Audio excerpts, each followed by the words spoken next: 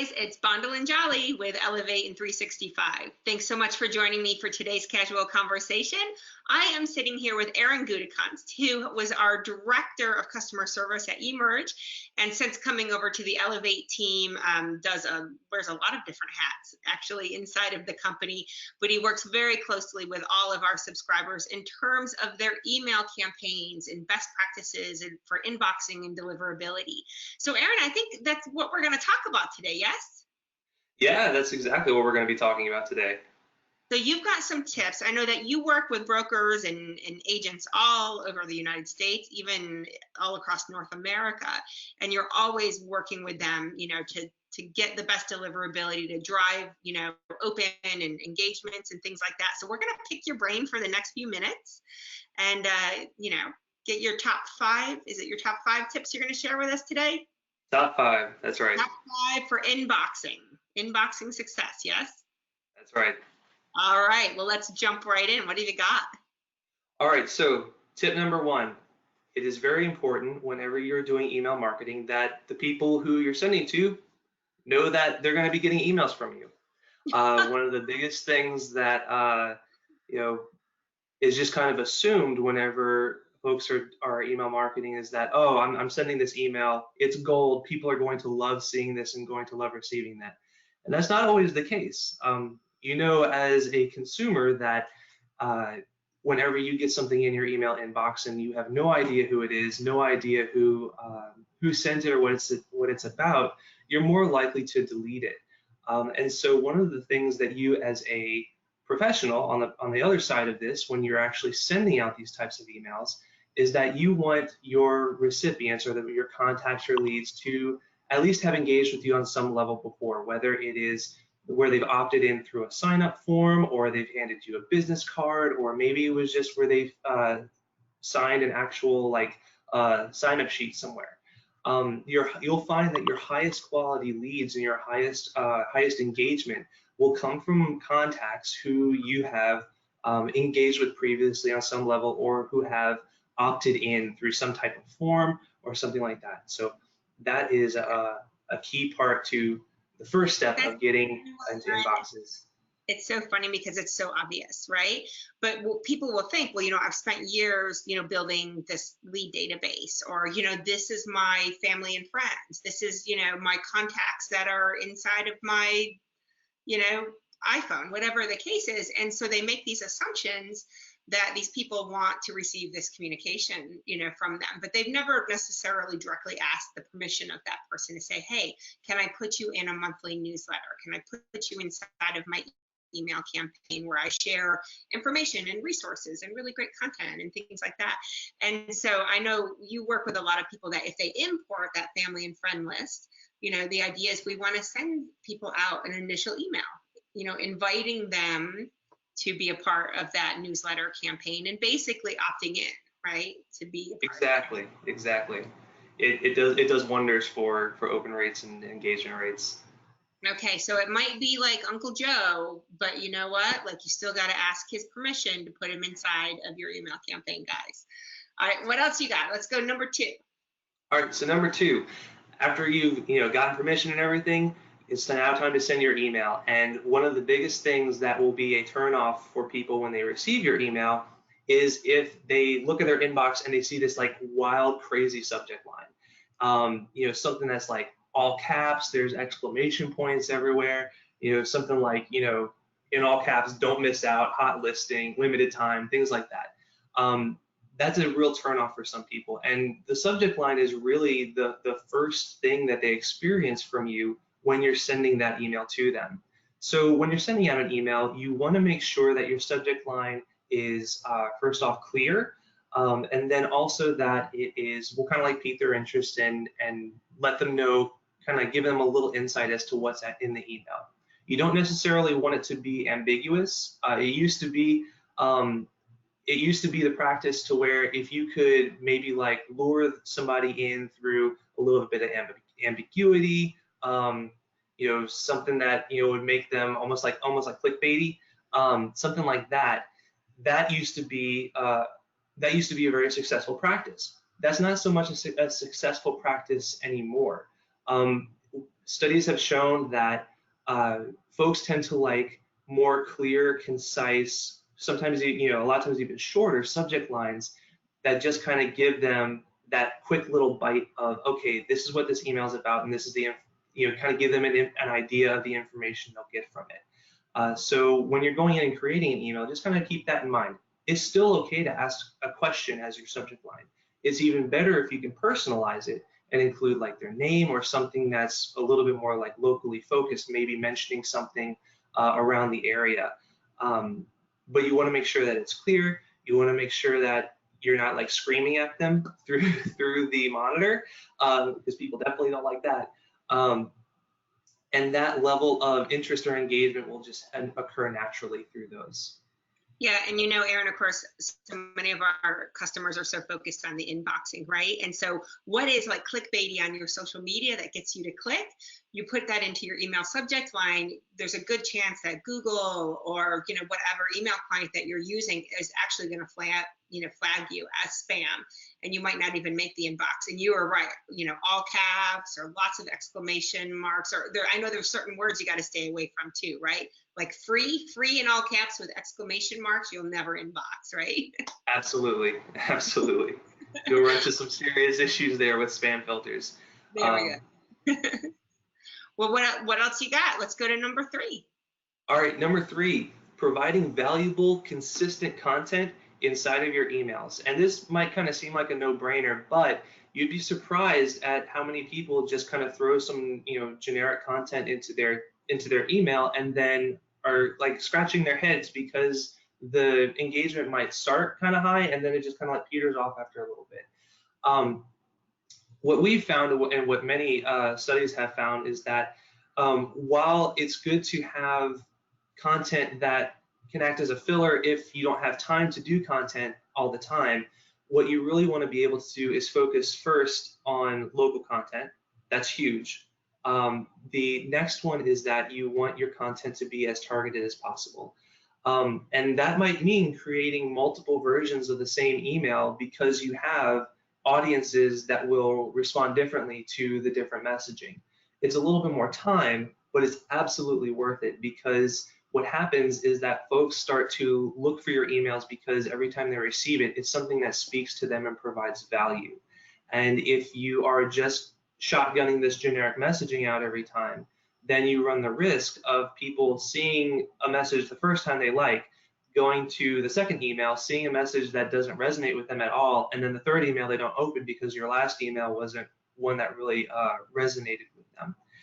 So there are different things that you can do. For instance, if you're looking to do like really specific targeting, listing emails, you may only want to send those to buyers and maybe other agents who can share those listings with their clients. Open houses, kind of the same story.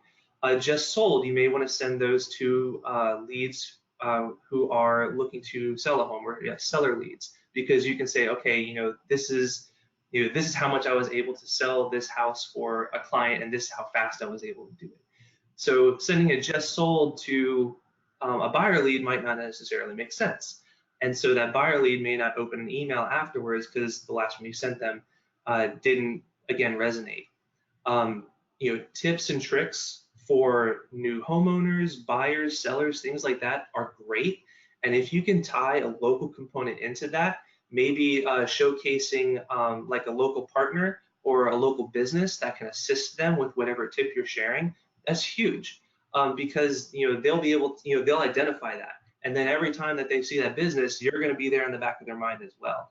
And so that just kind of helps to tie everything together. But having that specific messaging that is local, it provides valuable content to them on a consistent basis,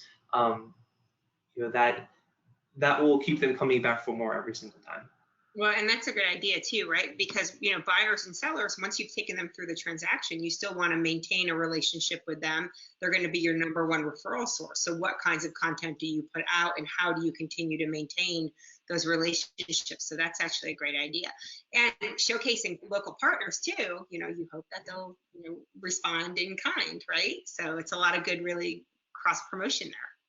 That's right. Yeah. I mean, whenever you're bringing someone through the sales cycle from lead to conversion, your message when you're actually talking to them changes along that path. And then whenever they come back around and maybe, 5 years later they're ready to sell their house and move somewhere else, you kind of start that over again. But during those different steps, your actual communication with them is different. So your emails need to reflect that as well. As your different leads and contacts are moving through different stages of their lead type, essentially, you want that messaging to be able to resonate with them every step of the way. Awesome, Aaron. So let's see. First tip is make sure that people know that they're receiving your newsletters and approve of that. 2 is no all caps, no exclamation marks. Pay attention to your subject lines. 3 is valuable, relevant content for the stage that your prospects and clients are in their life cycle. And what do you have for number 4? All right, number 4, use your reports to identify and follow up with your top engagers and and people who are actually connecting with your content. If you're using an email platform or any type of marketing system that doesn't tell you who's actually clicking on your emails and engaging with your emails, you need to get rid of it, because it's a waste of money at that point. A lot of folks just rely on people to get in touch with them rather than being proactive. You want to be able to take a look at the message you sent out and be able to see, okay, here's the list of people who actually engaged with it. This is the list of people who clicked on things, who opened it. This is how many times they clicked on things.